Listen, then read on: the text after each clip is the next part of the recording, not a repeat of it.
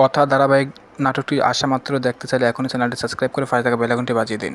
কথা আর অগ্নি কায়দা কানুনের সবার সাথে মুকুট চুরির ব্যাপারে আলোচনা করে। সেই সমস্ত কথা চিত্রা দরজার বাইরে থেকে শুনতে পেয়ে জয়দীপ বিশ্বাসকে ফোন করে বলে কথা আর অগ্নি মুকুট চুরির ব্যাপারে গোয়েন্দার কাজে লেগেছে। জয়দীপ বিশ্বাস চিত্রাকে বলে বড্ড বার বেড়েছে ওই কথা আর অগ্নিভোর, আর বলে আমি যদি জানতে পেরেছি মুকুট চুরির ব্যাপারে আপনারও হাত আছে, কারণ আপনি ছাড়া কেউ জানতেন না যে আমার বাড়িতে মুকুটটা আছে, তাহলে আমি আপনাকে ছেড়ে কথা বলবো না। জয়দীপ বিশ্বাসের ক্ষমতা সম্পর্কে আপনার কোনো ধারণা নেই, আমি যে কি করতে পারি। এই বলে জয়দীপ বিশ্বাস ফোনটা রেখে দেয়। এদিকে ঠাকুর ঘরে ঠাকুর মশাই রেনুকে বলে যে কিরিট অভিষেক হয়ে গেছে, এরপর তো কিরিট জগৎ ব্রহ্মপুরে ফিরিয়ে দিয়ে আসতে হবে।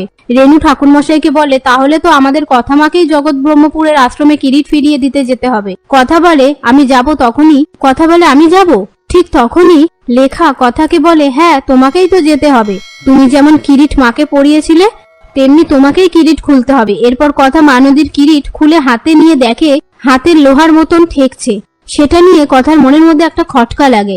তারপর ঠাকুরমশাই কথাকে বলে এই কিরিট তোমাকে জগৎ ব্রহ্মপুরেই ফিরিয়ে দিয়ে আসতে হবে। রেনু বলে কিন্তু কথার সাথে কে যাবে? নূপুর রেনুকে বলে যে কেন অগ্নি যাবে। সেই মুহূর্তে চিত্রা এসে রেনুকে বলে যে অগ্নি কি যাবে? ও বিদেশ থেকে সব কাজ ফেলে চলে এলো, ও তো এখন কাজটা নিয়ে ব্যস্ত থাকবে তাই না? রেনু চিত্রাকে বলে সেই আমি তো আর ওকে জোর করতে পারি না, হয়তো বোঝাতে পারি। এরপর তিলকবাবু চিত্রাকে ফোন করে বলে যে আপনার কাজটা হয়ে গেল আর আমার হিস্সাটাও ভুলে গেলেন। চিত্রা